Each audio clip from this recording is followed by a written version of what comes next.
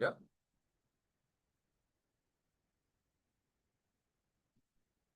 I'm not sure. I can't tell if it started or not. I may have closed the window. Oh no, it went. Okay, I think we're good. All right, welcome back. We are here for week 5, which is on subplots for novel bootcamp. Hopefully everyone is making progress in their novel because we're almost at the halfway mark. This is a course that's continuing all the way through the end of the year. So this is wrapping up in December, and by the end of the year, you will have that complete draft of the new novel. It won't be polished or finished, but at least you will have something that says the end by the end of it. So try to keep up with those milestones. Try to keep up and hit your weekly goals. And that's something we'll check in about when we do our check-ins. We will ask, have you been meeting your weekly word goals? If you've not yet signed up for your next bootcamp, you can do so using the links in the chat. You can type !bootcamp to get those links anytime. The feature is going to wrap up by December 21st, pilot by December 19th, and novel by December 6th. Those topics are action horror for features. For a pilot, it's going to be a post-apocalyptic and dystopian. So we are fully in the Halloween theme. And those will all include a lot of brand new content. So do check them out if you have any interest in those topic areas. And we just recently announced also our Halloween Spooktacular that is happening in Boyle Heights, downtown Los Angeles on the 26th of October, just before Halloween, the Sunday before Halloween, from 12 to 6. I will be hosting like an all-day event where you can come by and you can completely outline a brand new horror movie. I'll be doing some like icebreakers and like a little bit of lecture at the very start, just in case anyone's brand new and has never written a script in their entire life. But then afterwards, it's going to go into like break out into groups. Everybody, can workshop with each other, try to collaborate, and if needed, or work on your own if you need to, and get notes from me the whole time. And I'll be reviewing and giving feedback the whole way. So that's going to be 12 to 6 p.m. Sunday the 26th, Boyle Heights Arts Collective, downtown Los Angeles. And you can find the link to that also in the chat under the bootcamp signups. Just click the one called Writing a Horror Movie Idea to Script. And we've already started getting signups for that on Meetup. So who knows who's going to show up? Anyone in Los Angeles could come by, and we are maxing out probably around 30 people. So if you want to come by, you got to sign up and let us know. Please RSVP at the link, and we hope to see you all end of the month.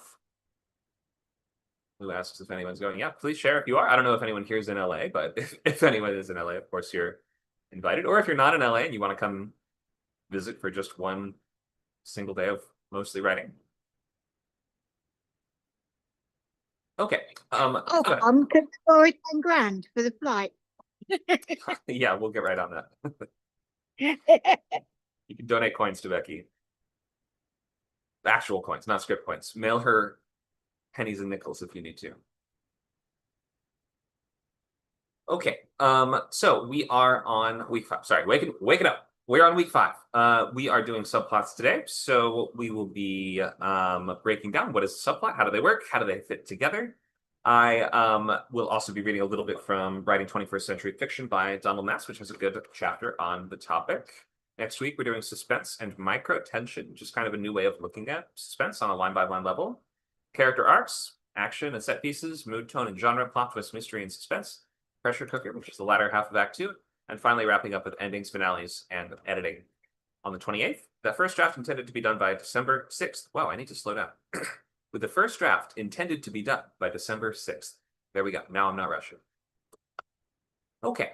So we will do our check-ins. You can tell us, have you been meeting your word count goals? That's the more important question. You can also tell us, of course, what you're working on, or even share a few sentences from this week if you want to. No pressure to do that if you don't want. Most important questions are you reaching your goals? And are you hitting any hurdles or blocks or things that we can hopefully address and get you past today? Okay. So feel free to tackle those questions in any order you want. And of course, we always want to hear what you're reading, meaning you should be reading novels all throughout the bootcamp, so reading features throughout feature bootcamp and reading TV pilots throughout TV bootcamp. And every week you should have some kind of answer to this question of what have I been reading lately? Ideally on a pro level, but you can also, I don't know, if you're just reading writer's voice scripts or something like that, or script swap or something along those lines, that's fine too. Okay, we will start with Becky. How's your progress? So So I haven't written anything because obviously I've been ill. But the good thing about spending 2 days on a um bed in the corridor of accident and emergency is that you have a lot of time to just think. So Right. I've gone over the whole book in my head and I think I've figured everything out, including the magic that I was stuck with. So I'm keen to get writing again. Um, I just need to feel well enough to look at the computer screen, at the moment it's on iPad stuff. Sure. Um, and what I'm reading, there was a book called Mallory Vale and Maggoty Skull, and the Curse of Maggoty Skull, sorry, which came out a little while ago. The sequel just came out, and my husband got it for me. It's a middle grade book. And it's the reason I read the first book one is because it's a similar concept to mine with necromancy, which is good because it shows that there is actually, you know, necromancy in middle grade is actually something that's publishable. So that's a concern I had. And I started reading the sequel because I actually just really enjoyed the book. So, um, yeah. Great. All right. Thank you for sharing that. And that was it Mallory Vale and Maggoty Skull? Was that the type? Mallory Vale and the Curse of Maggoty Skull is the first book. I can't remember what the second one's called, and it's in the living room. But All good. um, yeah, it's fortunately it's got similar concepts to mine, which you can't it's middle grade, so of course it's going to. Unfortunately, it's different enough to mine that makes mine distinct. Great. All right. Awesome. Thank you for the update. Hope you're feeling better. Thank you. I will be eventually. All right. Great. Thank you for that. All right, Jack. Why don't you give us your update? How's your progress? Yeah, didn't know this was happening until just now. I didn't know these boot camps existed. So luckily, however, I am now 44,291 words into a novel, so halfway through about. Um, oh, um, my goal is to finish this by December, so this actually kind of works out really well. Um, hitting word count goals, it's been touch and go, but I've been writing a lot more over the last week than I have previously. Hurdles or creative blocks. Yeah, I've just kind of run into the situation where I'm sort of in the middle of escalating tension in Act Two. Um, and like it's going to come to a head. I know it when it's going to come to a head, but it's just the process of building the connective tissue to get there and sort of laying out all the foundations of the House of Cards just to get it to fall apart. It's a bit of a tedious process. I don't think it reads tedious necessarily. But just the like, okay, for instance, I had main six characters split off into two groups of three, and I wrote three straight chapters of one of those groups. And then I realized I needed to show at least what the other ones were doing, and that was like, ugh, like what are they up to? They're standing in a corner, silent, doing nothing for 3 hours. That's what I want them to be doing, but I need them, So it's been like that process of like fitting together the major story beats with like, muscle and vein and all that stuff. It's just been tedious. Okay, great. Are you working with a thorough outline or are you working with that one? So I actually wrote this as a screenplay. So I have all of the major beats sort of defined. Um, but like the thing about a screenplay is you can, kind of jump in time a bit differently than you can in a novel. Um, Sort of further hard cuts, that don't make sense when you're in characters' heads more. Right. So that's been the struggle. Okay. Like, My recommendation would be to re-outline a novel version, like sort of using the screenplay as inspiration or like a jumping off point. But just because a novel is so many more words structured so differently. And you're right, there are some parts where it seems like if a group of characters is doing nothing, you may have to have that chapter take place like in their minds, or like it might be mostly an interior chapter instead. So I would probably recommend outlining a whole version of like a really thorough scene card outline for just the novel using the screenplay as like Mm. source material, but not using that as your structural outline because it just won't map out very cleanly, probably. But I mean, depending on the exact scale of the book, maybe it does. But yeah, that's just how Yeah. I might suggest approaching that. Go ahead. Characters are also like becoming very different from the screenplay version. They're actually in their heads, like their motivations, their internal ticks, all that stuff. So that might help, but also I'm not sure at this point. But who knows? Maybe. Yeah, I'll take it under consideration. Okay, yeah. I mean, if you're getting through it, fine, and you're finished. If you finish it and you're happy with it, then no adjustment necessary. All right, thank you for that. Yeah, it's a mix Okay. of pantsing and out. At this point, that I'm kind of enjoying the pantsing of it a little bit, Okay. if that makes sense. But I don't Yeah, know. if you're enjoying it and you're writing the book, you're getting the words down, then all is well. Thank you for that. Let's hear from Dakota. Are you able to talk yet, or are you still occupied? Okay, he's still occupied. That's fine. We'll hear from Lou. Yes, that was interesting about the scene card. Can you tell us a little bit more about that? I was kind of curious about that because that might be helpful for me. Oh, sure. So in my outlining process that I use and that I teach and recommend, you start with a log line.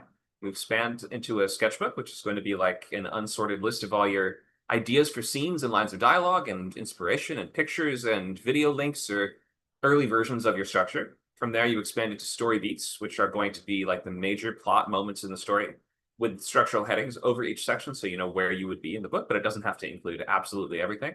And then from there, from that document, you expand that into scene cards, which is going to be a full paragraph at minimum for every scene in the story. So that's going to also include chapter divisions if you're outlining a book with a chapter structure. And by the end, all of that ends up usually with an outline between 20 and 40 pages long for a standard adult length book. Wow, that's so cool. I love that process. Yeah, definitely check that out. Thank you, Nacho, for the video. Yeah, as far as progress for me, you guys did give me a lot of reading I could do. So the things I'm looking at right now is Perfume, A Story of a Murderer, a few Star Trek graphic comics, and In the Dream House. I'm not sure about In the Dream House. It seems a little bit dark for me. But yeah, so that's the reading I'm working on. And yeah, as far as writing goes, I did do a lot of editing this week, more than usual.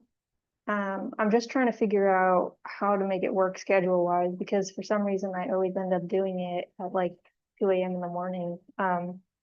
But I would say, steady progress. Before the scene was probably like 50% done, and now maybe it's closer to 60, 70% done. But yeah, so that's how it's going. Great. All right. Thank you for that. And yeah, if you've got lots of reading to do, then I'm sure you'll stay busy with that one or with those books. Luke, you want to tell us about your progress? Hello. Mainly just doing pages for my 2 screenplays, trying to get more done for Mark of Cain since we're in spooky season. Seems to be going pretty well, slow but steady, I guess. Haven't read a bunch this week. The last script I read was Dead Ringers, and that's pretty much it. I have been touching up some of the chapters in my Weird West novel Among Dogs. So maybe I'll post a snippet. Sure. All right. Thank you for that. And Dead Ringers is for Script Spotlight, which is, I believe, on Wednesdays at 5. Is that right? Yeah, that's right. Yeah, that was the next one is Do Not Disturb. Oh, I thought Dead Ringers was the next one. You're saying you already did that. Dead Ringers was yeah, we just did it. You got it. Okay. Do Not Disturb is the next one. Thank you. Okay. Nacho, you want to give us your updates? Yes. Yeah, so taking a 1 week break from writing the novel to write this short story for the Into the Deep Dark Woods anthology submissions. And I'm really excited about it. I mean, I think it's, super fun concept. I have kind of worked out a detailed outline trying to do, because it has to be under 5,000 words. So trying to do like, 50 words for this intro description, 500 words for this scene or whatever. Just, I don't know if that'll work out, but we'll see. But I would do it. I'm excited for this, for the, it's a lot of fun. Yeah. And been reading, Occultation and Other Stories by Laird Barron. Really good book of short stories. One of them I really liked called Mysterium Tremendum, just sort of like this it's like a character, the protagonist is just sort of camping in Washington State somewhere with some friends, and finds this book in like a gas station that's like sort of leading to some weird Lovecraftian mystery. And they look for these like ancient ruins and stuff, and there's like cosmic horror creatures and ghosts and stuff, and some of it was actually kind of inspiring for the short story, I guess. So yeah, pretty good. Yeah, Larry Barron has a really unique style. It feels of a different era, kind of like antiquated and kind of strange in that Lovecraftian way. Yeah, definitely some sort of rambling kind of scenes, right? Where it's like, how does this all tie together? I haven't read the specific book, but I've read some of his short stories, so Mhm. I'm sure that that style is consistent. Thank you, Nacho, for the updates.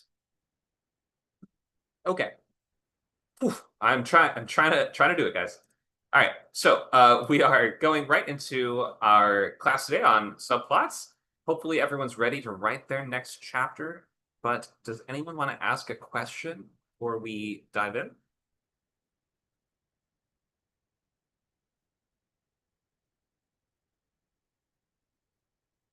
If not, that's fine. How do you feel about inventing your own words? Inventing your own words.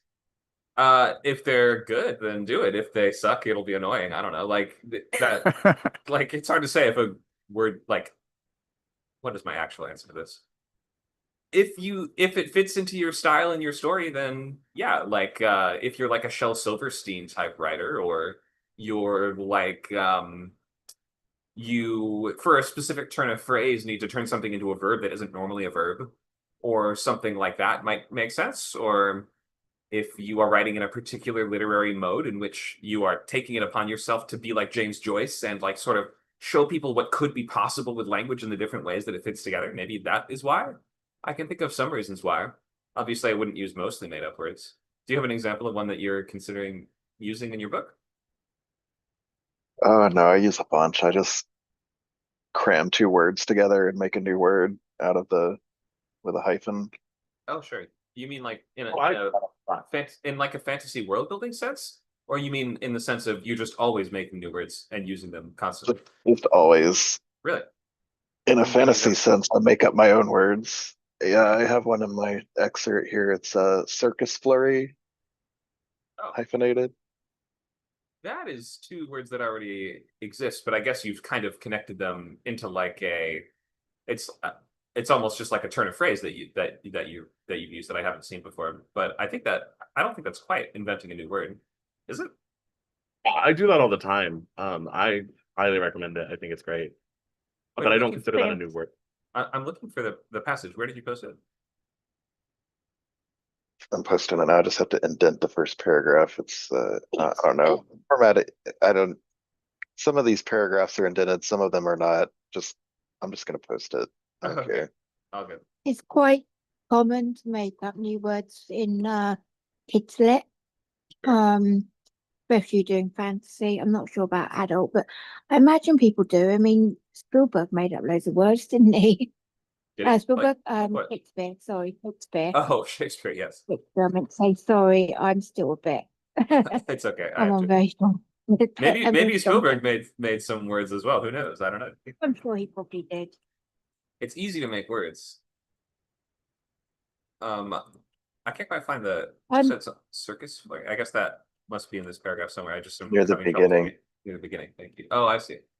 Okay, yeah, that to me is just sort of like wordplay, but you can absolutely make up words if you want to. I've made up my own fantasy words in this book as well. That's sort of What's the other really fun, major reason people do it. Sorry, go ahead, Becky. I say what's really fun is if you want to keep your book like, you know, not have swear words in it, to make up your own swear words. Sure. I could think of a few examples of that, like Battlestar Galactica, or what's it called on SpongeBob when It's they swore on SpongeBob, it made like animal, like dolphin sounds. I remember that was kind of fun.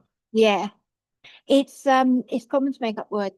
So like on TV. So if you go back to the 80s, I don't know what it's like in America, but in Britain, because the BBC, we had a lot of censorship. So they'd make up words like Red Dwarf, did Smeghead, and things like that, which is like you going around the playground going Smeghead. There you go. All kinds of loopholes. Basically, the answer to the question was yes, you can do it. Thank you for that. Anybody else want to ask a question? Dakota's back. Oh, welcome back. Did he have a question? One thing that Oh, I guess I want to like, it's about the subplots. One thing that I'm noticing in my own not that what appears to be a subplot becomes the main plot sort of over time. And I'm just wondering, like, work in some discussion today on how to handle the threading of subplots vis-a-vis Yeah. the main plot, like, what can take over, what can diverge, Sure, I have some slides on that. We will cover that today. Awesome. Thank you, Jack. I'm also hoping to cover in subplots. Difficulty I'm having is obviously as a kids book, it's one character's point of view, you're always from her point of view. So it's kind of like, what is a subplot? So I'm hoping that, is it something that's needed in kids books? Is it, all those kind of questions? So Sure, and maybe that'll be a good transition just as I speak to that moving into the presentation. So, in a single POV book, yeah, sometimes it does, or sometimes authors do ask, well, how would a subplot even work if we can only ever be in one POV? Don't you have to change to a different POV for a subplot to play out? The answer is no. You do not have to be in that POV in order to follow a subplot. Think of in real life, you sort of follow all kinds of subplots, don't you? The news, your friends and their relationships and things like that. And every once in a while, they might be like, oh, my friend broke up with their partner. That's crazy. But like, you only see that through your own eyes, right? But you can still track it. You can still observe your friend's progress. Imagine you're following a friend that is like terrible at dating. And over time, you watch them go through breakup after breakup after breakup. Then one day, you see they've learned from their mistakes and they've finally stuck it out with a partner that makes them happy or something like that. You're like, wow, good development. That's kind of like what we're doing. Where in novels, you can always have, even within one POV, you can have your character glimpse the lives of other characters and assess the change that is happening with them. They may care or not care. They may not care at all, like what the actual result is, but they can still perceive the development of other characters and where they begin and end. And if they're not able to perceive how that character advances in their journey, you may have to have them like reflect on it or imagine what could have happened with that other character. You sometimes see in like war novels or things like that, a character will like be a soldier on the march and they'll see like a little kid by the side of the road and they'll have a whole chapter that's just from like them imagining that little kid going through the rest of their life like traumatized by the war or something like that, right? That may not be a character we ever really need to check in with again, nor do we need to take on that character's point of view. But that can still become a subplot just entirely through your main character's perception and their willingness and ability to track that information of like, how does that person change? What choices do they make? Where do they end up from beginning to end? So absolutely, you can still have subplots in stories with just one POV. A lot of them do. But if you're working in a shorter book, especially for middle grade, then you would have fewer of them, maybe just 1 or 2 at the most. So here's our Thank you. overview. Oh, go ahead. I said thank you. Also, I can't see. Are you streaming your Are you sharing your screen? So I can't see anything. Yes, I am. Can anyone else see it? I can see it. I can see it. Okay. Okay, must let be me a go out. I'm back in. connection issue. Yep. Sounds good. Okay, so today we're starting with subplots overview. We'll look at a few favorites, subplots and point of view, which we just touched on, but can go a little deeper into that question. Subplots as barometer of character growth, advanced techniques, balancing different plots, questions, and then lab and workshop, if I can survive that lab. Okay, Becky, can you see it now? Yeah, thank you. Okay, no problem. Okay, so let's maybe move. I'll come back to this question maybe in a minute of what would you actually like to improve on in terms of plotting, particularly subplots, of course. I'll come back to that soon. So to begin with, let's start by just going into what is a subplot in the first place. So let's maybe start with this discussion question. What is a subplot? What's the purpose? Does every novel have them? How many do you need? What do you guys think?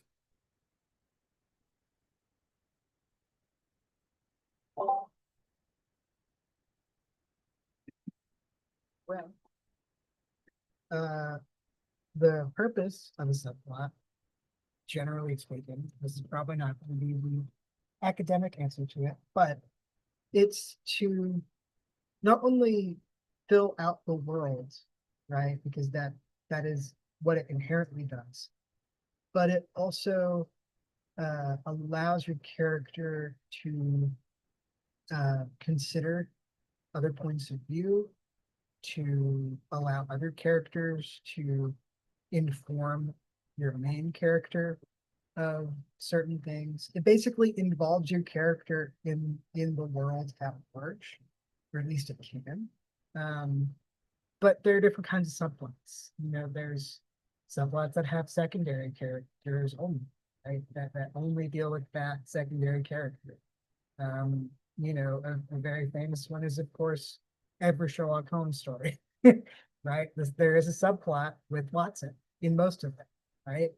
Where even though Sherlock Holmes is literally right next to him, there is a subplot in Sherlock Holmes where it's just focused on what Watson is doing, not necessarily what Sherlock is doing. So it depends. There's different kinds. Yeah, I think that's probably the best I can come up with at the moment. In terms of does every novel have one? I personally don't think so, but most of them do. You don't need to have any of them. You could have, if you're gonna have one, you know, 1 or 2. You don't want to do more than that just because it can get muddy and murky and crazy. I mean, even The Great Gatsby has at least 2. So, yeah. Anyway, I'm Thank you for that. done. All good. Yep. Thanks for that. Some good answers there. And many great epic like novels have more than 2 or 3. They have like God in the realm of 20, 40, 50. Look at a big epic series. How many named characters with POV chapters are in Wheel of Time? I think more than 50. So obviously that can spiral out of control easily, but a rich enough world, it just kind of ends up having subplots for the most part. Like it's kind of tough to avoid them. Because if you put enough thought into the other characters that move through your hero's life and trajectory of their progression, then they will want things of their own. They will be pursuing goals of their own, and sometimes they will rise in prominence in ways that just simply suggest that it should be a subplot. So if you write rich enough and long enough books, it's kind of tough to avoid having any at all. I think one reason to have a subplot is to take a break from the POV of the main character. Sure. Yeah, that can be a great thing you can do with them. Maybe follow the villain's POV for a few chapters, or a side character, or somebody else dealing with another problem elsewhere in the world. Often we can use these to showcase other characters dealing with different versions of the same problem that your main protagonist is dealing with. So maybe that's how you can kind of build up a dramatic argument around a theme by making sure that each of your subplots revolve around the same type of conflict, even if it's not the exact same conflict. You can also use them to. Oh, go ahead. No, you finish what you're saying. Okay, so you can also use them in a longer series, like thinking of epic fantasy stories. You can use subplots to showcase and highlight lots of different types of set pieces. Like even just thinking of your average adventure novel, your characters aren't necessarily just fighting the bad guys in every scene. We can go from, one section where your characters might have to use stealth. Oftentimes, if we're doing a sort of D&D style build up the adventuring party type of story, then every character we meet will have a specialty. Or heist novels do this too. Every character we meet will have a specialty. And then there will be a section of the story where they have to apply their specialty, and their expertise will then come into question, and they will then prove themselves as a valid, worthy member of the team or not. That just makes for an easy subplot in an ensemble team building type story. Following the dramatic question of, does this person belong on the team or fit on the team? Are they going to work with the team or stay on the team? Lots of space operas work that way too. Go ahead, Becky. Yeah, I was just gonna say, I think also, if I'm getting subplots right, in what I wrote was all one point of view in its kids' books, it can show a different side of the character because obviously you haven't got a lot of space, so the main plot is going usually so fast paced. It can also kind of just give us a little bit of a breather, Sure. but yeah, for me it sort of shows this is the character when she's relaxed or whatever, this is the character. In YA you'd get a lot of it being romance, romantic subplot. Hunger Games, she's trying to survive, but she's still got time to have a bit of a romance, Mm-hmm. Yeah, often an action adventure story will be nested with the A story will be MacGuffin based big stakes quest. So meaning we have to get X thing and before the bad guys do. The B story will be centered on the team, like the team cohesion, and then the C story will be the romance between the lead and a love interest. Lots of Hollywood movies do that. So I think I do have subplots then, because obviously the main story is Tabby trying to bring her sister back to life, but she's got her growing friendship with the Puka. Yeah, you have So several different Mhm. relationship arcs. So, but he's integral to the end of the book. Like, Mhm. is that okay that the B plot becomes integral to the A plot? Oh yeah, of course. It just like your characters can pursue the subplots in a way that will assist them in the A story. And often they do assist them in the sense of they are sort of more centered on a personal issue that the character needs to work through before they can succeed in the A story. So it might be something like, often the way it'll work is like your character is a terrible team player. And it's a team building X-Men type of story where by the end the only way we're going to win is if we can all, like Avengers type stories all work like this. The only way we're going to win is if we all work together and we're all on the same page. And so then each of your subplots represents a conflict with a different member of the team. And only through resolving all of those, by the end, can we then have your characters band together and show that, like, prove that they have healed those bonds or they have found a way to work with those people by showing your work in the finale. So that would be like the big battle where now we see, oh, we show that that guy has learned to take orders. And we show that that girl has learned how to take a step back and let others take the lead. Or like, and we kind of like show the progression of each of them and how each one of them has learned their lesson or like kind of fixed their dynamic that they need to win at the end. I forgot what question I was Okay. answering, but I hope that I spoke to it. I just have a million more questions. Maybe I'm confused on the definition of a subplot. Okay. Like, let's say your plot is, okay, we've got to go kill the Dark Wizard or whatever, but first we need to steal some guard uniforms from a garrison, and then we need to steal some magic horses that can fly over the wall, and then would each of those we need to X kind of things be its own subplot? They Or is can that be. just part of the A plot? They can be. It depends on, does that feel like it has a beginning, middle, and end to it? For instance, like, think of the side quest. The side quest is a type of subplot with a really clear delineation of beginning, middle, end. So that would be something like, yeah, I'll help you defeat the Dark Lord, but first you have to get 8 gemstones and bring them to me so that I can fix my house that's destroyed. You know what I mean? So it's like, okay, so now in order to gain this tool that we need to succeed in the A story, first you need to take care of this short subplot that one character that might be sort of hinging on one side character that we've met or one potential helper along the way. So it requires a separate conflict. So yeah, in terms of accomplishing goals to build up the skills or team that you need to succeed in the A story, it might require your character to go through several subplots in order to do that. A lot of like, go ahead. I guess I have several actually, and I have a big one that involves the character, the B-man that can perceive time non-linearly. Like his whole thing is kind of its own subplot. Yeah, it probably is. Whenever you have a character with a goal, like same rules apply to coming up with movie premises, right? A story or a storyline involves a character, an obstacle, and a goal. And the obstacle being difficult enough will create a conflict as your character must apply tactics to try to overcome that obstacle in achieving that goal. If you can delineate all of that, then you probably have a subplot. But like usually they will be nested in order of importance, meaning we will open with the most important one of all. So that's why a lot of epic fantasy stories open with the prologue. That's like 10,000 years ago, the Dark Lord was buried in a puddle of concrete. Okay, now we're going to go to this kid who's at school in the city, and he can't make these are all they're subservient to that greater A story, and we're only going to be able to wrap these up in the order of we unveil them in the order of A, B, C. So first we hear about the Dark Lord, then we hear about your kid who can't make friends at school, then we hear about his romance situation. And as we resolve those, it will probably be wrapped up in the order of romance wrapped up first, then issue making friends, and then by accomplishing those two things, you will gain the skills you need to defeat the Dark Lord. I don't know how I did it, but I did it. I did all of that accidentally. Yeah. You've just read a lot of We stories. meet we meet our villain in the prologue or the chapter 1, then our protagonist, then we meet the mysterious B-man whose plot gets resolved last. Then next we meet the bounty hunter whose plot gets resolved second to last. Then we meet the witch whose plot gets resolved first when she dies and helps tie up the bounty hunter's arc as well.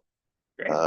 So yeah, it sounds I like you don't may have know how intuitively just plotted them in or like factor them into your outline. I guess I don't know. It was all accidental. All right. Well, it still counts. So, what can your subplots do? We can infuse important information into the main storyline. You can create this richer and more complex arc, especially if, like Becky mentioned, you can feature some characters in multiple different subplots. If you have only one POV, then your main character might be in all of them. If you consider, especially if you're doing like a team leader type of story, like we have to get the band together and win the battle of the bands kind of thing, then every subplot might be your character paired with one of the members of their band as they try to then address that person's personal problem, fix their issue, and basically get them on the same page as the rest of the band. Or like space opera stories where we have to go around the galaxy, like Mass Effect, and every character we meet, they're like, "I'd love to join the team, but I'm in a lot of debt. I need you to help me pay that off first." Or they'll say, "I'd love to join the team, but I'm in prison. You have to break me out first." A lot of Westerns have this kind of approach as well, of like putting the team together by doing the side quests and earning the loyalty or the allegiance of different members of your squad. Seven Samurai is just this as the whole movie. Magnificent Seven. Stuff of that nature. Obviously, one is a remake of the other. So these could play out over a single chapter. Any short plot with a beginning, middle, and end, and a conflict, an obstacle, and a goal, and a character that is pursuing that is a plot line. When the character gets, or they definitively do not get the final goal, that is when the plot has concluded. And you don't want to touch on it typically again after it's concluded, though after a character does go through development, you can still feature them in the story doing other stuff. In fact, it's kind of funny looking at other world media and how they balance their subplots. It's quite different to how we balance ours. One that I really enjoyed was watching Ip Man, Chinese martial arts movie starring Donnie Yen. I think I've mentioned this in a few classes before, but I'll just say it again for now. The structure, the Hollywood structure that we're very used to, the Western structure that we're very used to, is that the character arc is the movie. Like that is the most important aspect of the story. Like after the central goal, the development of the character, and like we think of the only way they can achieve that goal is if they achieve their emotional arc. That is how Western style storytelling works. Eastern style storytelling does not necessarily follow that. And in Ip Man, it's about this martial artist. He's like this the local teacher of this incredible style. No one can ever defeat him. People travel from far and wide just to learn his techniques and his practices and to be inspired by him. But his family's like, you know, you don't spend enough time with us. You're always doing all that kung fu, and it's hard on us. It's making your kid not ever get to see you, and your wife is sad and everything like that. So the main character at pretty early in the movie, like 40% through, is like, oh my God, you're totally right. Spends more time with his kid, spends more time with his wife. Then they're like, okay, you're good now. It's just like, if that were a Western story, that would have been the basis of the entire thing. Like only by the end could he have like proven that he successfully made that change and developed as a person. But in Ip Man, it's like, no, he does it. And then by the end, his family's like, we're so sorry that we held you back from practicing your kung fu. Like, we'll never make that mistake again. So, yeah, very different approach to how subplots and emotional development and character arcs work between East and West. Sometimes it's considered that the development of the protagonist is like just a small subplot within Eastern style.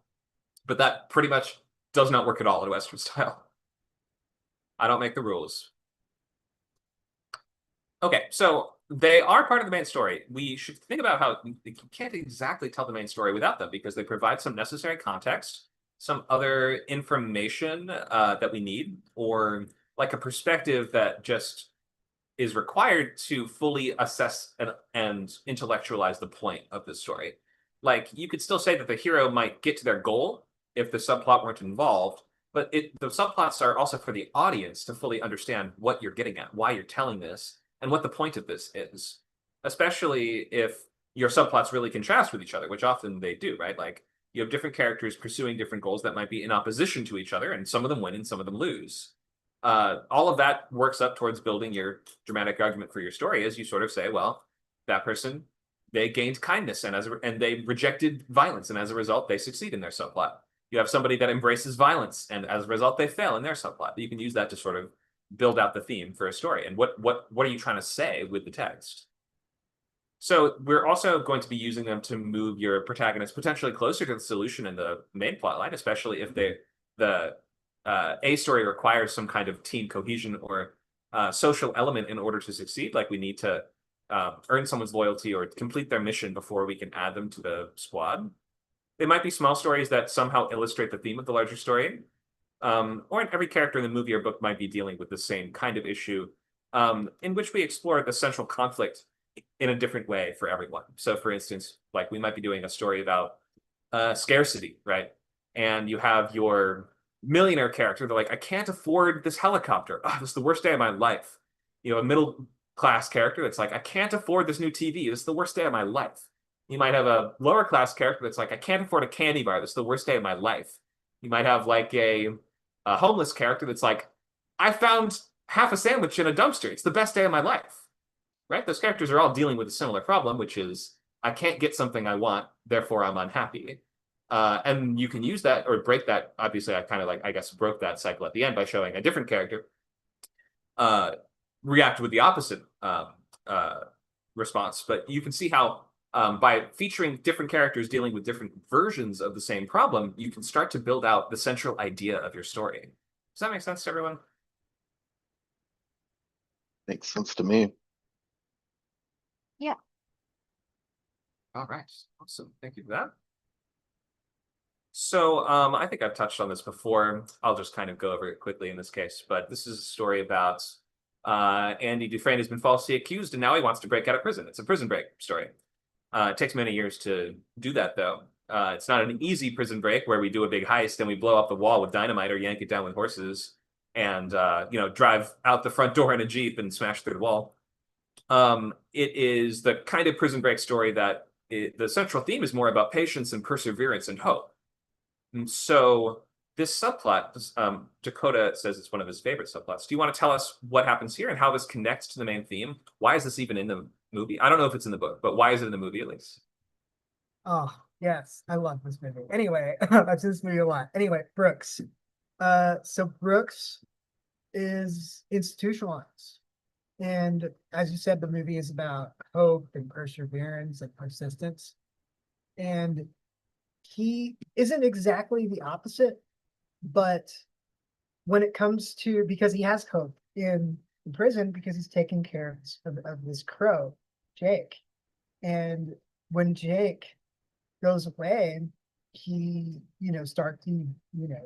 gets really upset about it because they tell him you can't have the bird.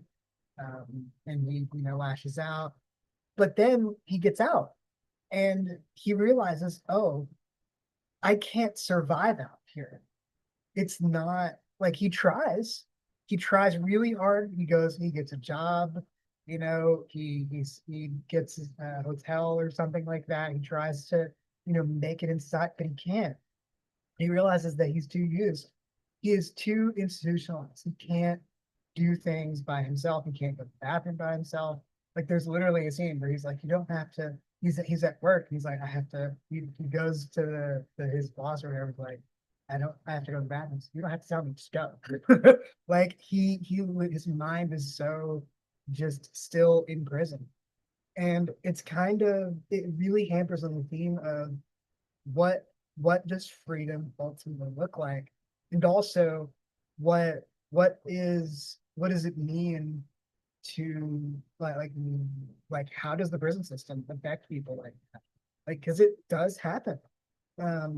And he has just this moment where he carves Brooks was here, right? And then he ultimately makes a very difficult decision. I'm not going to say it, but he makes a difficult decision.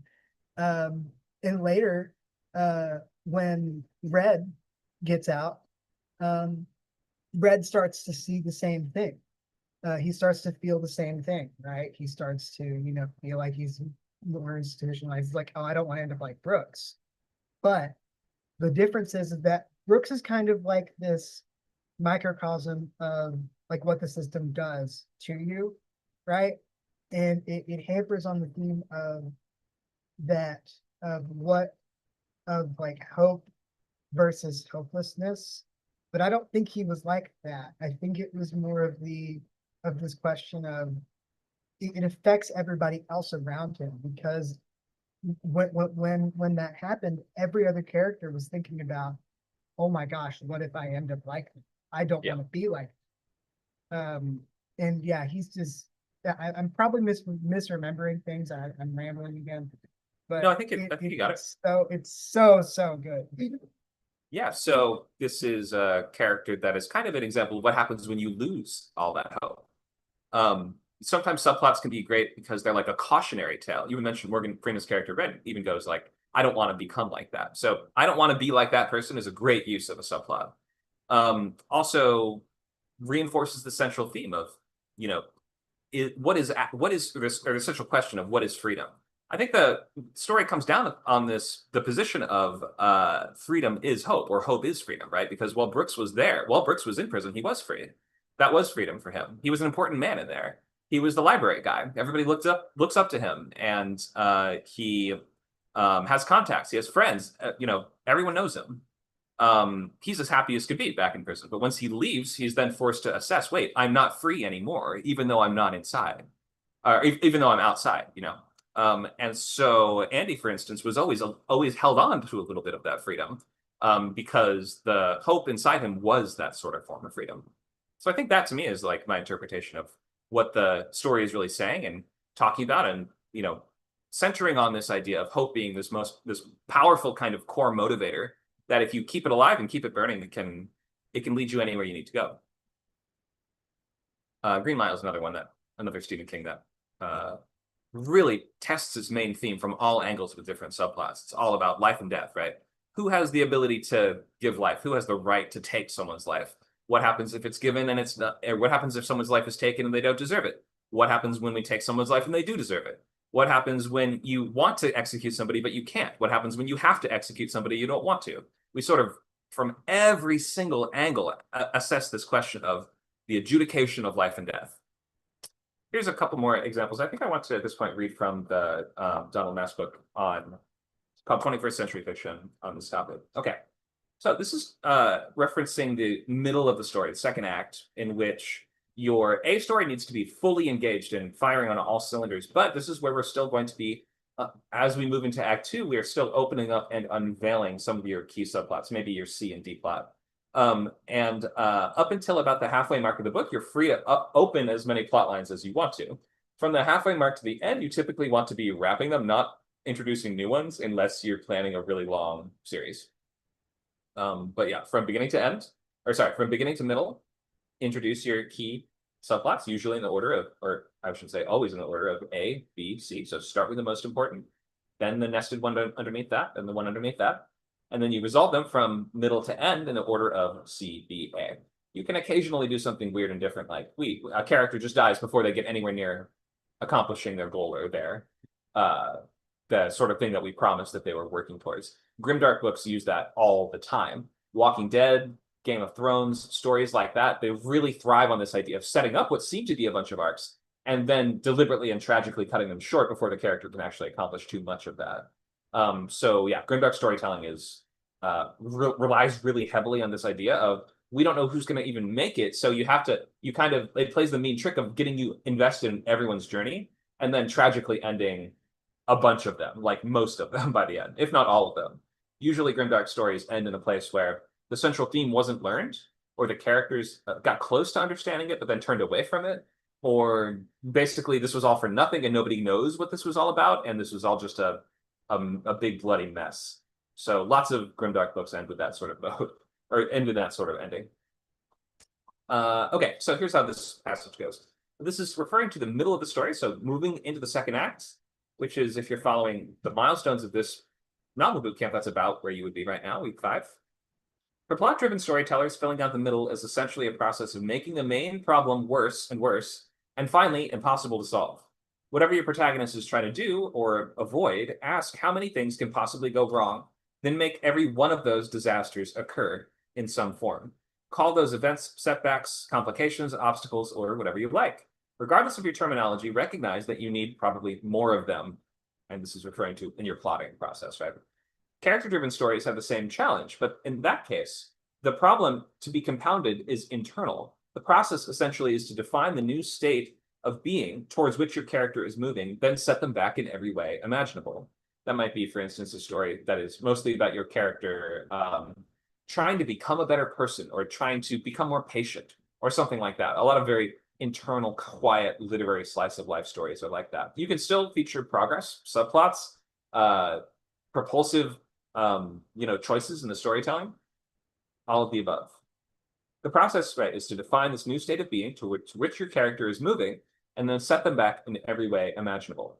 To overcome your own resistance, ask what if your character is utterly unable to get what she needs, seeks, desires, or yearns for? What if she nevertheless absolutely must have it? What's every last thing she can try? Make a list. Include the biggest, craziest, most extreme, utterly desperate things that your characters can do when pushed to the limit. Then go there. Go beyond. Make it fail. Then push even further towards the inner desire. Does it feel like you're getting melodramatic? The problem with most character-driven manuscripts is not that they go over the top, but that they aim too low. They underwhelm. Events are not dramatic enough. Surprise and delight are in short supply because the author is too polite, restrained, style-conscious, or afraid to incite a riot. Okay, maybe drifting a little bit from subplots by the end there, but hopefully that gives you some ideas of how you can continue to build out both and complicate and escalate in each of your plot lines, both your A story and the B and C and D. Each of them can complicate each other. You can feature different characters in different pair-ups within those different groups, which can be a nice way to examine your characters in different aspects or facets of their lives. You know, you have the team leader plus the tough guy, and then the team leader plus the runt of the team. Then you have another chapter that's the runt and the tough guy together. Those are 3 sort of just arrangements of your characters. You'll see like drama shows, for instance, ensemble dramas on TV. Pretty much, or sitcoms do this too. Every episode will be like, oh, this is the Charlie and Mac / Dennis Cindy episode, or this is the Charlie and Frank and Dennis and Mac episode, right? So think of that pair of characters and what they would really bring out of each other and what dynamics they would highlight in each other. So that can be it can be a nice thing to do to sort of bring groups of characters together to highlight differences in their dynamics or their development of the different groups, right? Especially if they're groups of characters we never thought we would see together. Like, what do I have back here? Remember when, who watched, well, I'll just get Luke to answer this. Last of Us Season 1. You remember the scene where Joel and Tess come to visit Frank and Bill? That's not in the game. Yeah, what about it? It's a cool scene because to me it shows a group of characters. Well, that's the only time we see them all together. First of all, it shows them all in different contexts from which we normally know them. So you see, for instance, like Bill and Frank, who we've spent a long time getting invested in their connection and their how their newfound romance together. We then put them with strangers, and we get to see Frank completely on edge, or Bill completely on edge with a gun in his hand throughout the entire dinner. Like you see him go from relaxed and at home and in his element to hostile mode, like fight or flight mode. You see the way that they connect with other people besides just the central relationship. You see that the ways that they sort of push each other out of their relationship, which they feel, I'm sorry, Frank feels is too restrictive. He's like, we need to make other friends besides just us. So it's I think a great example of, showcasing the characters in a different arena or with a different dynamic than you'd normally be able to bring out.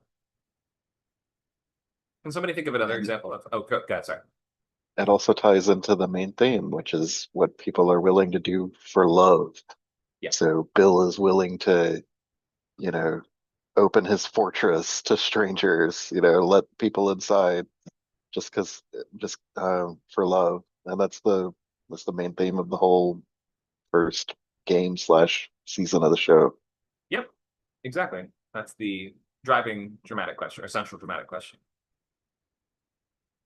Okay. Anyone else want to highlight a scene where different groups or characters come together in a different way than you've seen them before, or some subplot that highlights a different dynamic? Sure. Go ahead. This is a rather unread Agatha Christie novel, but in Dead Man's Folly, we see Poirot interact with guests at a hostel, which is something that he really doesn't do. He typically is very much inside the investigation, but there are a couple chapters where he goes outside of the people that are directly involved. And he basically interviews a bunch of people at this hostel, and every single character is different. And he even says, even Christie admits that Poirot just doesn't really talk to, didn't really talk to people that, were not directly involved once the investigation starts. But we realize, in this book anyway, that Poirot is more natural and more comfortable when he is talking to people that is not directly related to what he is supposed to be doing, because he basically doesn't want to be doing that all the time. He has to basically let his brain rest. So it's a great couple chapters of him basically just essentially taking a break from it all, so that we can figure out what's going on. And by doing that, he realizes what to do. And he wouldn't have done that. He wouldn't have realized what he needs to do. And, if he didn't, go to that hospital and just basically take a break for, an hour or two. It Sure. really is a great, it's a great, book for subplots and things like that. I highly recommend reading it. It's very short, which is very nice. But yeah, it's great. Poirot is a wonderful character that has a lot of subplots throughout. Thank you for that. Yeah, sounds like a nice way to break up the formula. I was just saying Star Trek does this all the time. They just take, oh, who haven't we paired together yet? Let's stick them on a planet after their shuttle crashes or they're shot down by aliens or something like this. Or let's force Geordi to be on an alien planet with a Romulan, and they hate each other, but they grow to, trust each other and this kind of thing. It's the enemy mine plot, basically. There's a lot of that. Sure. Yeah, you get instant drama out of any two characters that seem like a mismatched pair for whatever reason. Think of what issues could they bring out of the other one, or what problems how would they drive the other person crazy or get in their way, and then so that's the central obstacle of that subplot, and then just give them a goal together. They have to accomplish it while working through their personal problem. Can be great for TV plotting. What else? Any other scenes you guys want to highlight that showcase characters in different dynamics than usual? Hunger Games. We see Katniss first of all with, and I've forgotten the guy's name, but the guy she actually loves. But of course, when she goes to the Hunger Games, the other person from her district is Peter, and to manipulate people into caring for them and giving them supplies because they need the supplies to win. They have to pretend to be together. But of course they do end up developing an attraction. That whole subplot I think shows a softer side of her because Katniss is quite a gruff, she's having to look after, raise her sister because her mother's just like complete depressive. She, has to do hunting, to get food on the table. She has to do a lot of things. And I think her relationship and also her relationship with Rue, Rue's the little girl that got sent in and Katniss is trying to keep her safe and it sort of shows a softer side of her that she doesn't show anyone else. Yeah, love triangles are a really neat structure, a really like efficient way to showcase this sort of choice between two value sets and to see who your main character is when they are with each of those different partners. For instance, you may have like the sort of Twilight thing where you have one of them that's like the cold one, cerebral one. And when your character is with them, then they act a certain way and certain things make them happier and we sort of explore that side of them. And then when they're with the other one, the hot one is their setup like between hot and cold, right? The cold is the vampires who are very quiet and reserved and intellectual, and then we have the werewolves, which are very hedonistic, I guess you could say. They're more about living and enjoying life and sort of reveling in all the organic experiences, right? So you get to see who the character is when she's with that guy too, and then ultimately it becomes the question of which one is you, which one is where do you find the balance between those two, and how do you assess who you really are? That's how the love triangle plotline kind of works. Your character is not just choosing between two people; they're choosing between two lives or two value sets. What about like a dark mirror of the protagonist? This kind of idea, like I'm obsessed with Last of Us 2, as you know. We have Ellie, who is a hero and a savior, but is forced to become a killer and a villain, or not really forced, she chooses to. And then Abby, who is a villain and a killer, becomes a hero and a savior.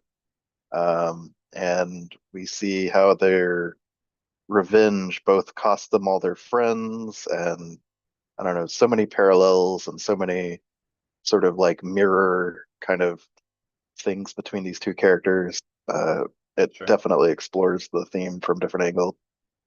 Yeah, a lot of excuse me, crime dramas are like this, where we have characters on either side of the law, and we explore how both of them are they both have families, they both might have similar motivations, but whatever has driven them here has put them on opposite sides of this conflict that only one of them can live and only one of them will succeed and survive.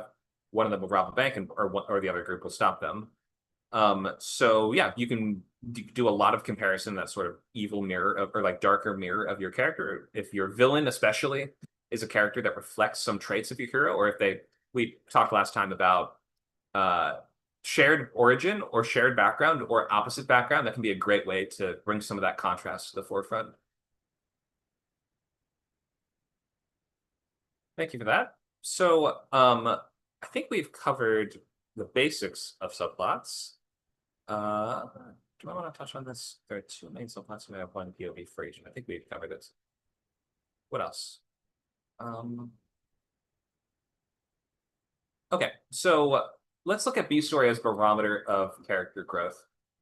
So this is a way of handling subplots that it works well with Hollywood style stories that have like an A, a B, and a C. If you have a complex book with a lot of different characters, this may be harder to think of in these terms. And with the more going on that you have, the harder this will be to imagine. But in more straightforward stories with fewer subplots, at least, you can think of I mentioned before this idea of like the team leader needs to work out each member of the team's issue before they can resolve the A story. And if there is some sort of central problem, some sort of personal interior problem towards the extra, like that your character is dealing with in parallel to the A story, then usually the idea will be that the B story is a measurement of how developed they are in their interior journey. So, for instance, that's why a lot of action stories will have like the romance as the B or as the B or C story, in which your character needs to work on some emotional goal, and the victory of that will allow them to succeed in the B, and that will allow them to succeed in the A. So it could be something like, your character is too selfish. They never let anybody else come first. And because of that, they can't beat the villain because they're always trying to take the glory from their teammates. And only by, in their romance storyline, working through that issue and having this realization of, oh, I never let anybody else go first. I'm always centering myself. Instead, I need to center somebody else in my life. The emotional tools that your character gains allows them to access the sort of, lets them sort of power up and gain the external tools they need to succeed in their external journey. You don't have to do it that way. That may not always work. That only works with certain types of storylines. But at least the principle, I think, illustrates how subplots can connect with each other and how you can delineate and split between plot lines that are more reliant on or more centered on the external goal and plot lines that are more interior for your character. There's a big division between those in books. You could have whole subplots that all just take place within your characters' minds, right? Like, what if we have a scene where your character is a police officer and they're trying to work up the nerve to go stop the bad guy from at the crime scene, but first they have to get over their fear, and that might be like that could be a whole novella of just your character flashing through their life of different instances that they were afraid and thinking, what should I have done differently? That all of that might sort of lead them. That might all take place within a split second, and no other character sees any of that. But that might all lead to the point where your character realizes, oh, this is how I can gain the courage I need. I just focus on this, or I employ this tactic, or I think on this, or I use these words to motivate me, or whatever it is. And then once they've gained that courage, they open the door and, I don't know, shoot the bad guy, whatever it is, right? So yeah, that is a way that you can split up your subplots where the B story might be a barometer of character growth, and that character growth is the necessary tool for your character to succeed in the A. Hope that makes sense.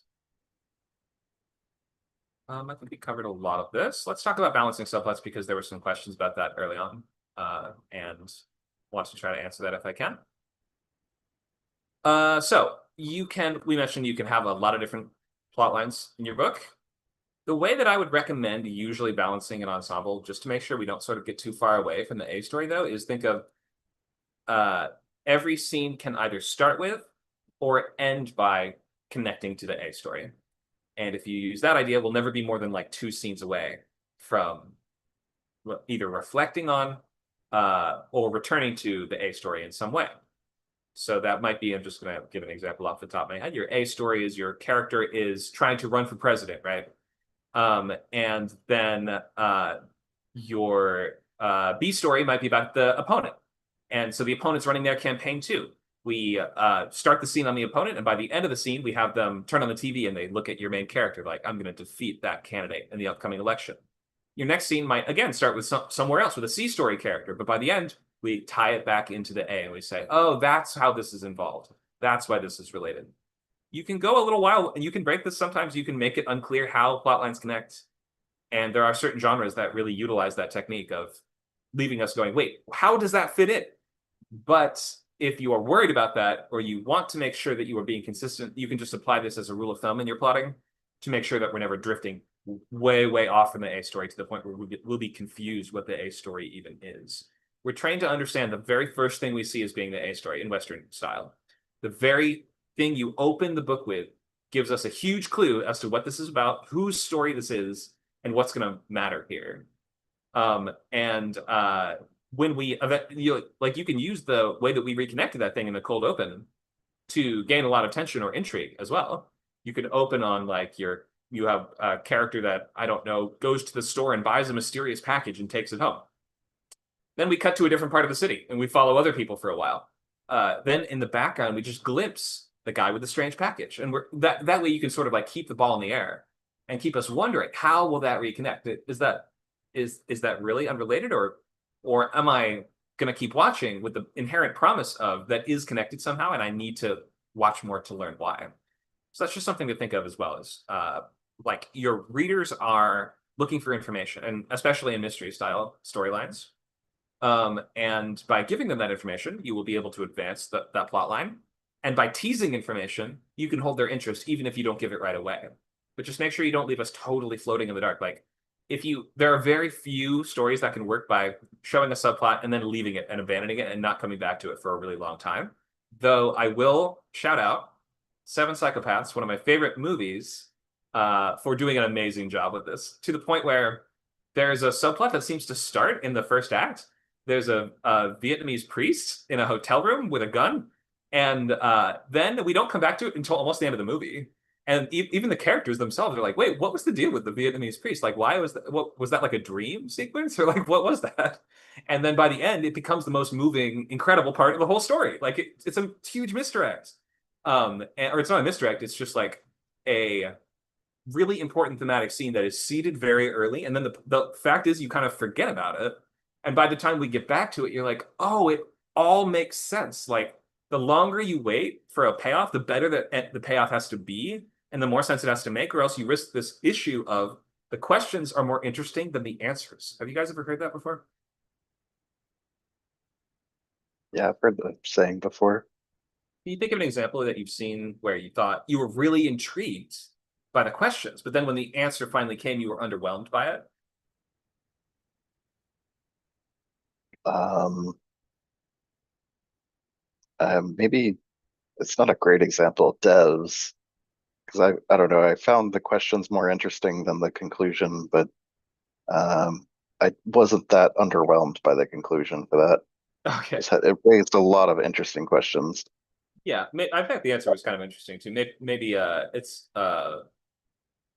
sometimes you get that sense when it's just more simplistic than you thought, where you're just like, wow, what a fascinating mystery. And then at the end, you're like, a robot did it. Oh, okay, a robot did it. And that can feel a little underwhelming. That's not the case with devs. There's no robot, I promise. But that can sometimes lead to that sense. Anybody else have a example they've seen where the questions were more interesting than the answers? Um, has anyone here seen Weapons? I have, but you probably don't want I to have spoil it. I don't want to spoil it, but I think like the general gist has been already kind of in the zeitgeist. Probably So not. I think, I wouldn't give it away. I just think the answer to the question of the movie was so dumb, given the question of the movie, Fair enough. that Yeah. it made me actively angry.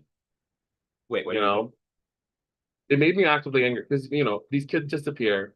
Why did they disappear? The answer of why they disappeared was so unrelated to the premise of the question or the reason the question was asked that it I left that movie theater angrier than I've ever left a movie theater. Oh my God, dude, it's just a movie. Like stories should not be making you actively angry. Something's a little off there.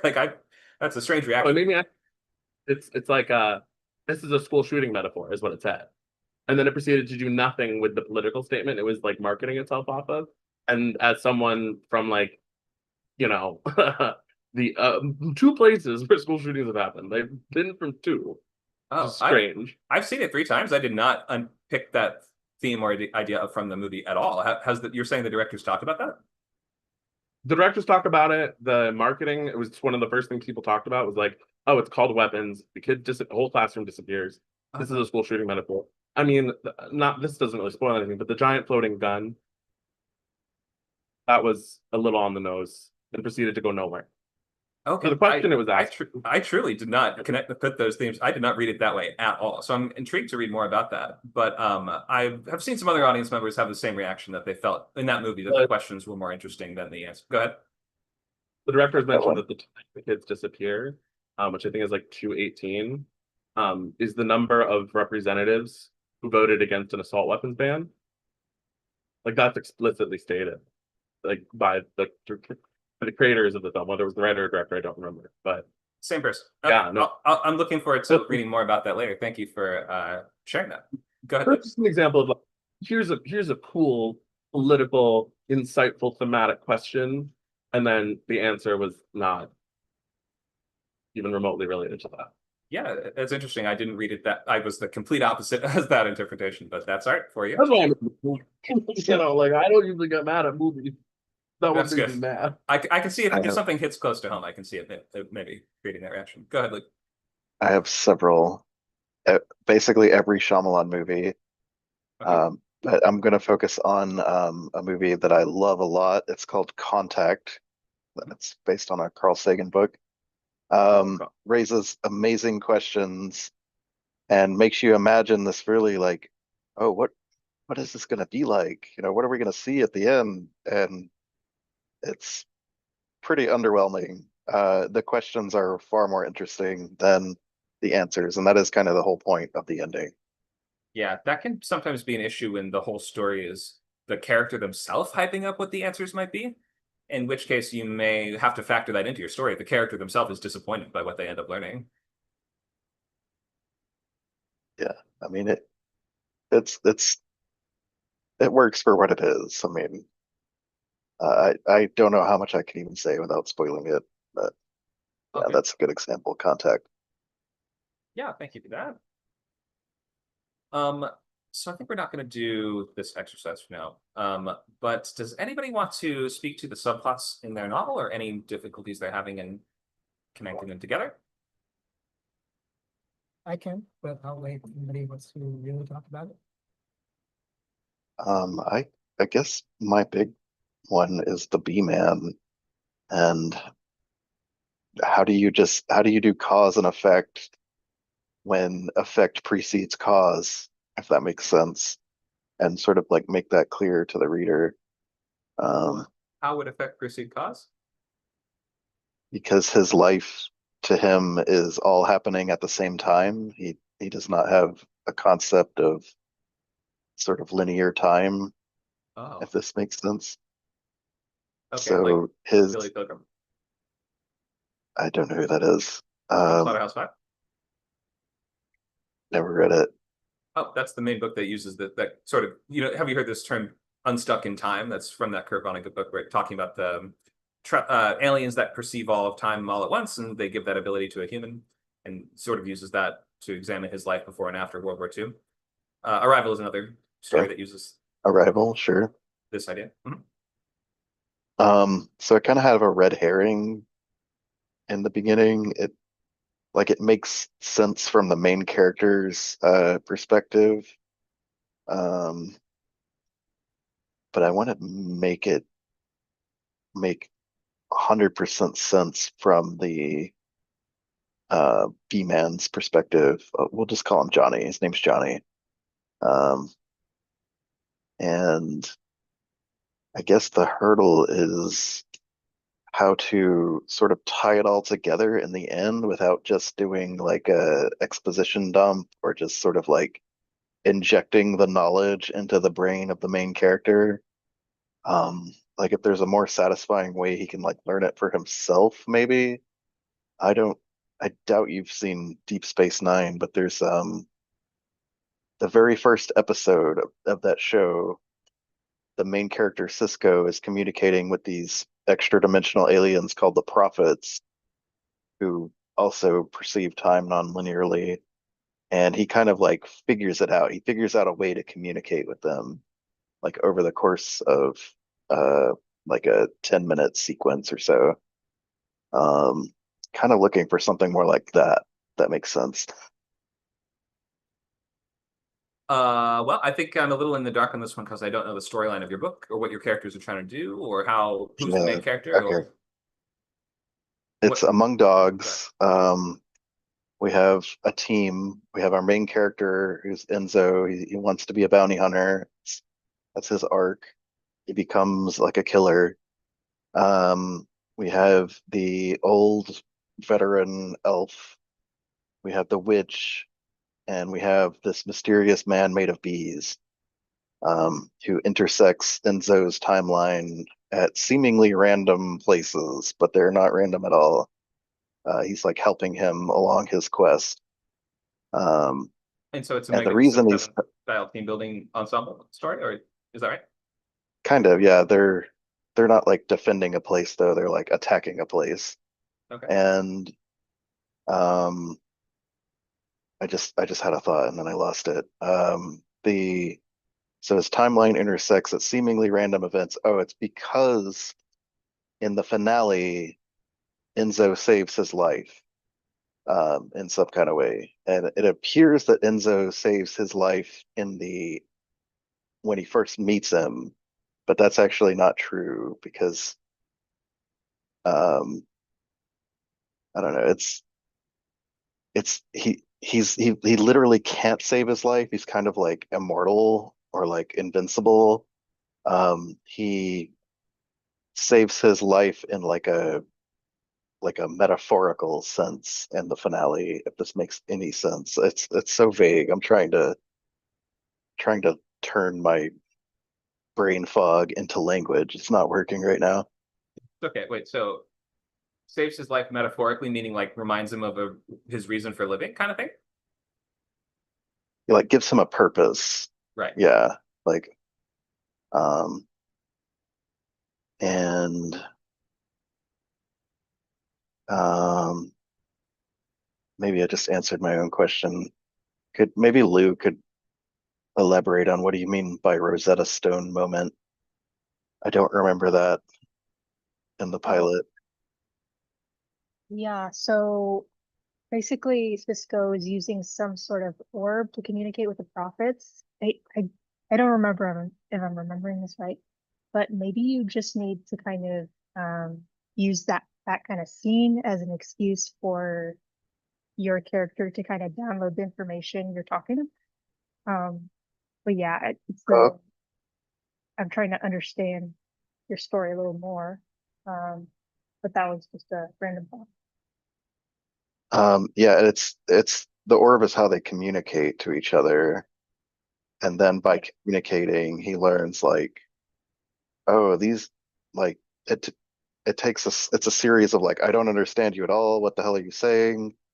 Oh, I think I kind of understand you. Oh, you don't understand me. Let me explain. And then they like ask him questions about like time and cause and effect, and he has to explain it all. Maybe something like that could work. I don't want to do a whole chapter to it though. Um, Maybe just like a scene. and that's my biggest subplot. Uh, the other ones are all pretty tied up nicely, but that one is going to be hard to tie up for sure. Yeah, I mean, all I can think is so the typical structural format for a team building type story would be a story starts by setting up the main problem. Main character's village gets burned by bandits. Yeah, And in this as case, he main character's parents are murdered. There you go. And he sets out to defeat the villain, but realizes soon I don't have enough team members, or I'm just one guy. What kind of a difference could I make? I'm gonna need to get the gang back together, or I'm going to need to gather a new team. In this Go- case, he needs to develop the skills, which is he wants to become a bounty hunter. He finds out, oh, there's people that kill bad guys for a living. Well, I have a bad guy who needs to be killed. I want that. I want to be that. Give me that skill. And oh, that takes him down this rabbit hole where he sort of like has to build a team and everything. so is he building the team to teach him skills, or to bring them on and like we're gonna coordinate them all together and we're all gonna work uh, side by Well, side? by going on a bounty hunt with this hunter, sort of like against the hunter's will, the old elf guy, he discovers that he actually too has a grudge against the corrupt marshal who murdered his parents. Oh, good. And their bounty target, they find out, has a grudge against him. And so yeah, they all sort of team up by Okay. accident. You're writing a Questern, which is just great. So there's a fun one for you. They just talked about this on a podcast, a fantasy Western Questern. Sweet. It's pretty similar to Lord of the Rings and like your epic fantasy style plotlines, where we have some sort of big bad guy. Every character we meet also has some different reason for wanting to take down the big bad guy, even if they won't step forth and admit that they want to be on the team to begin with. You have to sort of like gain their trust, or like what we were talking about today, you have to like do some side quest for them in order to gain their loyalty, or at least promise them something that you then have to work to fulfill in order to ensure that we're all on the same team. What I would probably do with your character that's totally unstuck in time is I would just like I would plot out that structure for your other characters. Be like, we unveil A, B, C, D, then we wrap up D, C, B, A, and then in that plotting, I would just throw in chapters with your unstuck in time guy just like kind of randomly in between that to make it feel really disjointed on purpose and to make it feel like it's kind of like getting in like it's almost he's disrupting the structure of the story almost. Would that work? That's basically what I've done already. Yeah, like you're describing my outline. Okay. So, Well, it sounds like that might work. If you don't think it is, maybe you just have to sort of get some readers to assess if it's working, but that's what I would do. yeah, maybe I'm just a little worried about the red herring. Like, do we even need the red herring? Like, can we just What's the red herring? um Enzo finds him in the desert with a cursed bullet in his back, and he removes the bullet, and the guy like disappears afterwards. And that's a red herring because So that is not an actual because clue. It it doesn't matter. because it seems like he's saving his life, and that's why he keeps reappearing to help him at random times. Um, wherein as the reason he's actually appearing is in reverse. Or maybe I need to have him appear before we even meet him, just he doesn't know that it's him or something. Um, That could be cool if you like glimpse him like in a crowd description in the first few pages or something like that, and then yeah, learn more about him later. yeah, like if he somehow helps without Enzo knowing that he's helping. Sure. Uh, You just think he's the yeah, crazy town drunk or something like that. sure. Yeah, that could work. I do like the cursed bullet scene. I think that's a good setup for the idea that he's like invincible.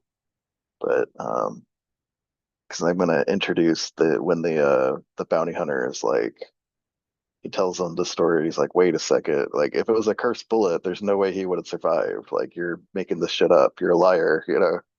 Right. Like anyway.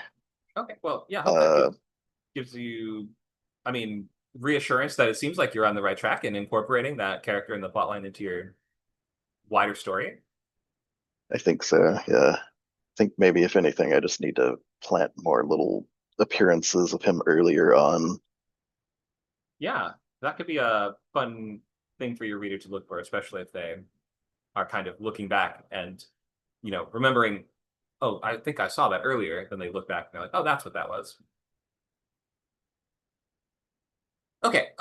Anybody else want to ask a question? Like a more general question is, how do you make sure your subplots don't overwhelm your main plot or like um make things more confusing by kind of overwhelming the main concept? Sure. Okay. So to begin with, I would suggest they should not be substantially longer. Like it should not be more words than your A story. So that's just like one hard, easy limit to give to yourself if you need to. Just look at your A story chapters and total up the word count and make sure that your B and C and D stories, etc., are not like blowing that out of the water in terms of length and complexity. Um, in terms of like assessing if it's too crowded, then like your stories like focusing on or starting to feature too many characters, too much going on, it's starting to dilute the goal. I would ask yourself if you go like more than one chapter, one or two chapters before we reconnect to that A story question or central problem. And if we do go more than one or two chapters without touching on it at all, something is probably off. So that's when I would recommend trying this idea of, begin a chapter connecting to the A story or finish the chapter connecting to the A story. This technique is intended to sort of mitigate that problem. Okay, got it. And what if you're like, you know, it's not like the subplot isn't one chapter, but it's feeding in at various points throughout the main story. Um, Yeah, so it's that's not how like it works. Go ahead. okay. Yeah, just well, double checking if that was okay. oh yeah, for sure. They don't have to be contiguous chapters. They're often all interspersed throughout the storyline, but we should still be able to assess the progress and what has changed from chapter to chapter. And that's not, like the question of development is just the question of what has changed. So that should always be very clear. Okay. Hope I answered that. Jack, do you have a question? Yeah. So I think one thing that I'm dealing with in this story, is that there is a plot, but it sort of is like braided nodes of subplots. Like it's an ensemble cast where I'd say there are like 5 important characters, right? Who through the course of the week that they exist in this novel, um, collide with each other, and those collisions are what drives the plot forward. And so I guess what I'm wondering is like if your plot is sort of like that, right? Um, It's sort of what? Sorry, say that again. braided almost. Great. Okay. Like it's like made of subplots that interact with each other and drive the story of it's a family, right? So as the family interacts and as they do their own sort of neuroses, the plot moves forward. But with regard to that, like I think one thing I'm worried about in particular is, you know, how do I read this such that it becomes obvious what the main plot is going to be? Does that make sense? Like when is too early to introduce certain character aspects? Like how do you like, I guess, layer the braid? I don't know. Maybe this metaphor that's best. So, what is the main conflict or problem of your story? Yeah. So I would say like we have a protagonist. Um, he is a grieving widow who is going to Florida to see her estranged brother for the first time in years. And at the start of the novel, her main goal is just getting over the fear of going there and then seeing what happens. Right? Very inactive primary character.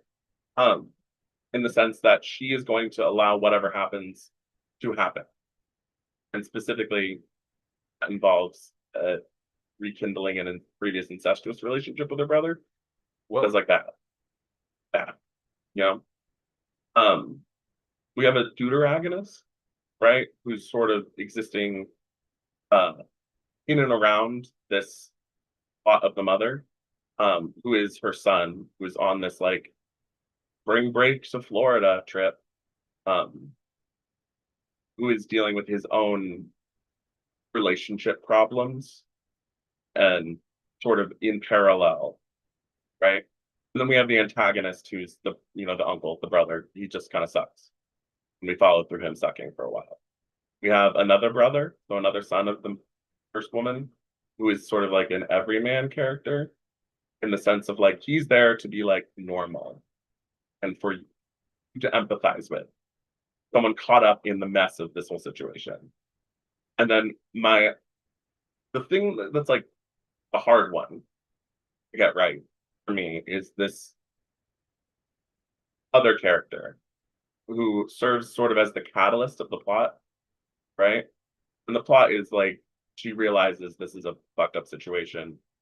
She turns on her brother. That will happen.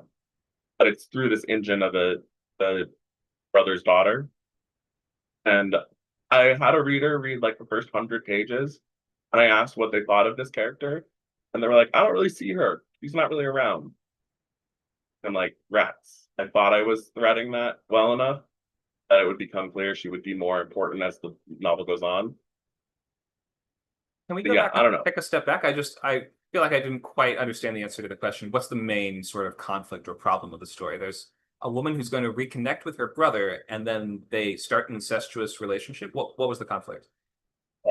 No. Oh, it's sort of a story. It's like the main problem of the novel is she's regressing emotionally back into a very dark place. And part of that comes with this relationship with her brother. And the story of the novel comes through basically the novel is a critique of the need to, if this makes sense, to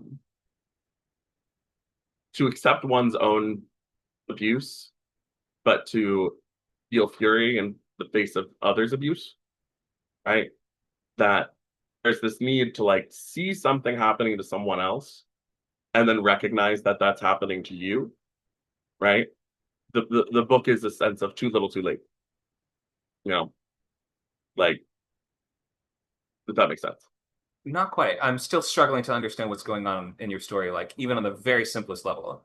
Like your character is trying to pursue what goal? Can you, if you're struggling to articulate that, it could be that the character's goal isn't like sharply enough defined in the text, and that might be leading to this Well- problem of, oh, go ahead.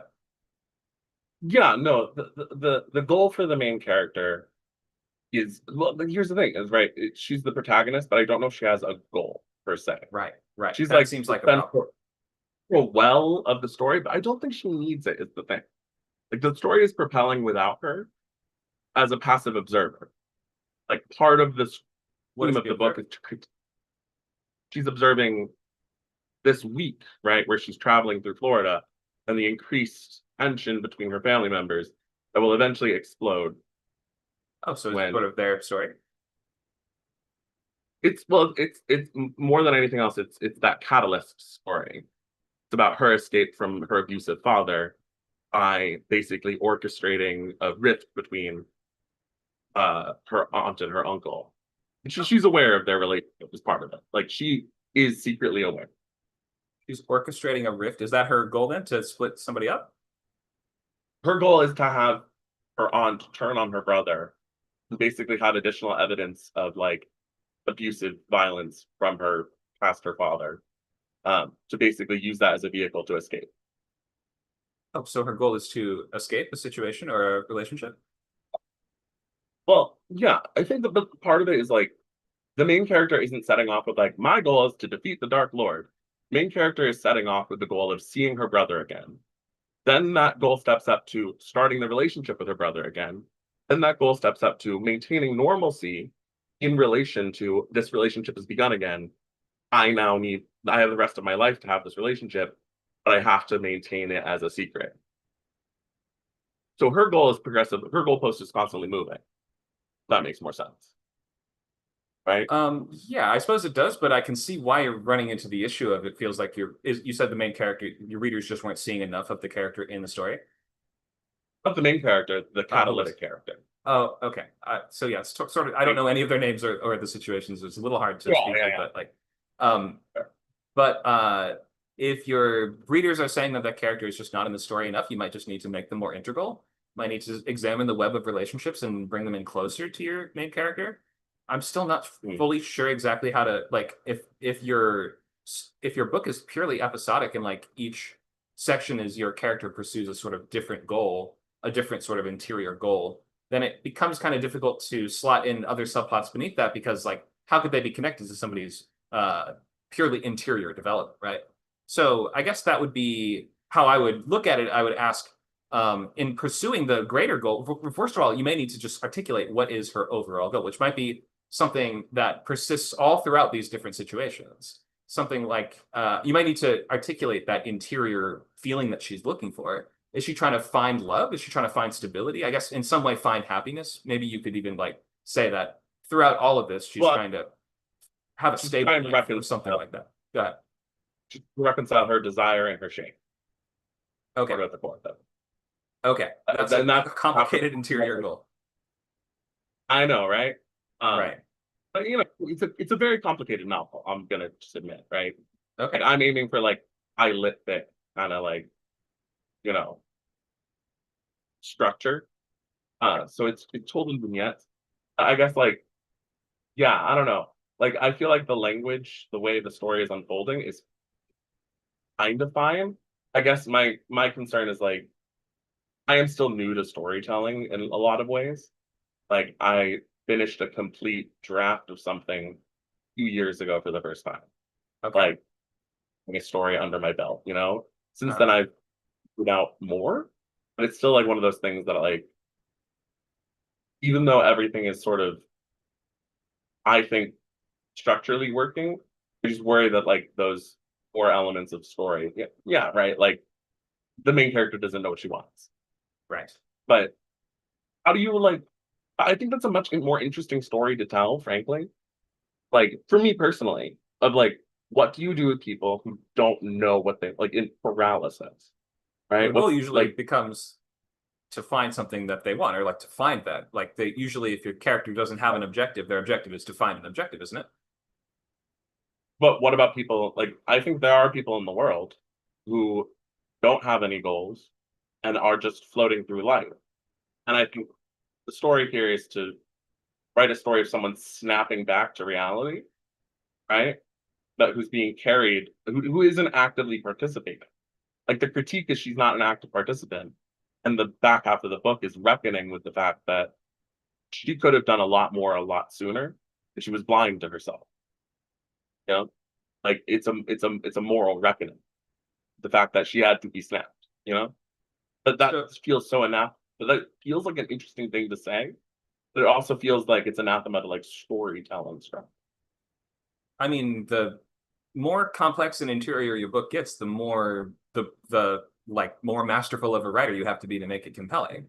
And if you're saying you're new to storytelling in general, and you're picking complex literary novel structures to try, like it makes sense that some of these things might be very difficult. Like this would be tough for a master storyteller to pull off. And if it's like within your first couple stories, you've bitten off a really big bite. My recommendation would probably be to simplify and try a shorter project with a simpler structure to begin with, and use that to gain your footing. I mean, that's not the question you were asking. The question, I guess, in addressing the question you're asking, I would try to articulate a clearer, consistent goal for your character, even if it is purely internal. Even if it is just like, I'm trying to find stability, or I'm trying to find my passion, or I'm trying to find a goal, something like that. If your character doesn't have anything like that, then you're writing in a literary mode that you just basically have to show us what's possible.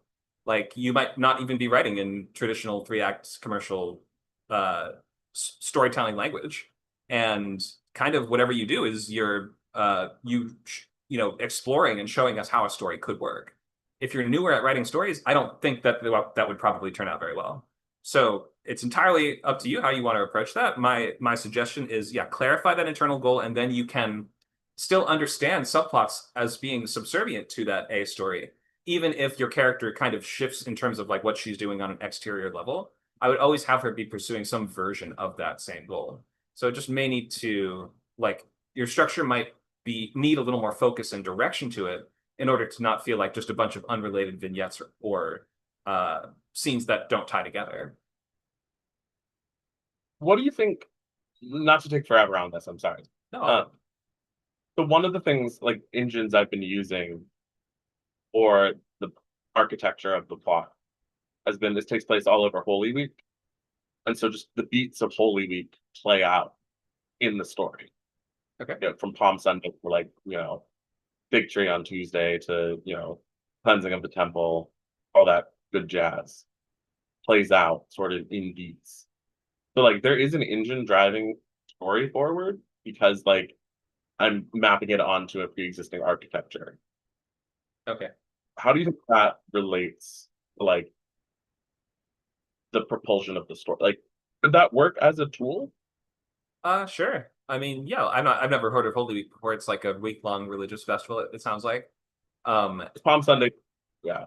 Okay. So yeah, you could use the different benchmarks within that week to, if your characters have some reason for framing their action around that, like you can say, I don't know, your character is only in town for this 1 week. And so Exactly. we sort of like measure where we are in the story by the day of the specific holiday that we're on, or something like that.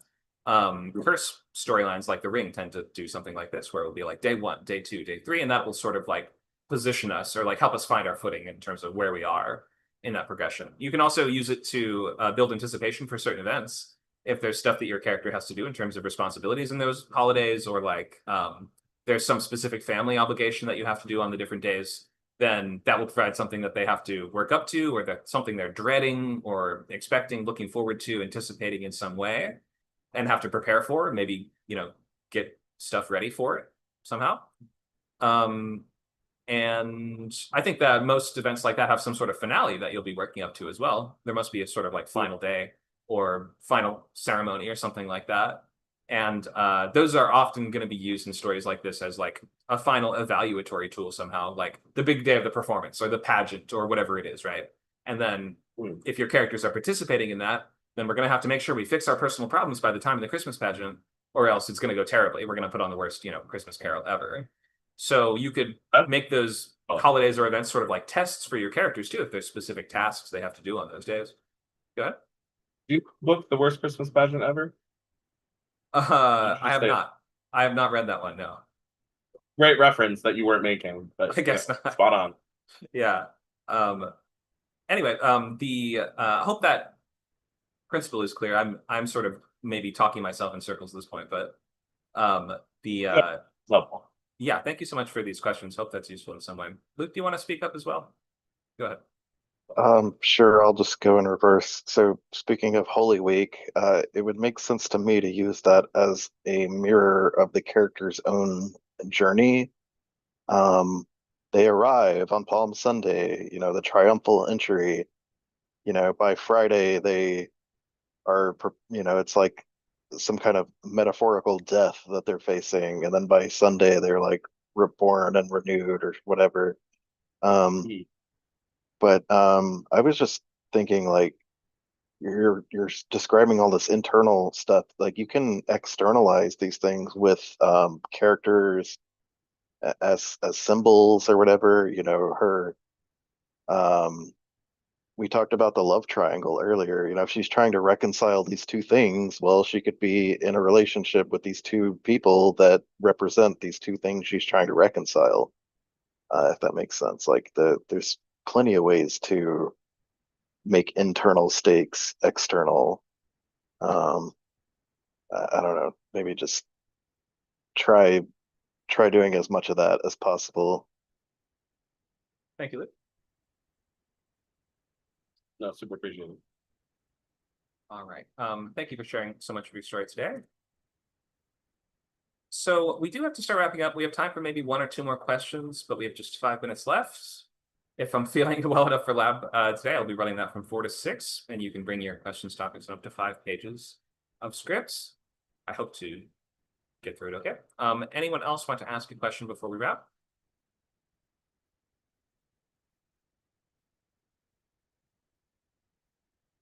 I got a lot of negative feedback about using the word dollars in my setting. Really? Yeah, it's a weird west. It's not Earth. It's like a different planet with elves and things. Um, and I get that it's part, we have locomotives and we have 6 shooters. Like, why not have dollars? Um, I guess maybe you're okay with dollars, sounds like.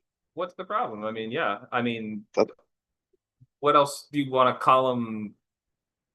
West Thinking about bucks just or maybe something? I calling mean, what do them, what do you want to call them? I was thinking about maybe just calling them dollar notes every time. Yeah, So it's a little bit sort of like Earth adjacent, but not quite. Uh, you could. I mean, but in almost every fantasy book, they use currency. They use usually coins, yeah, don't they? Like we have coins in real life. Why can't we have?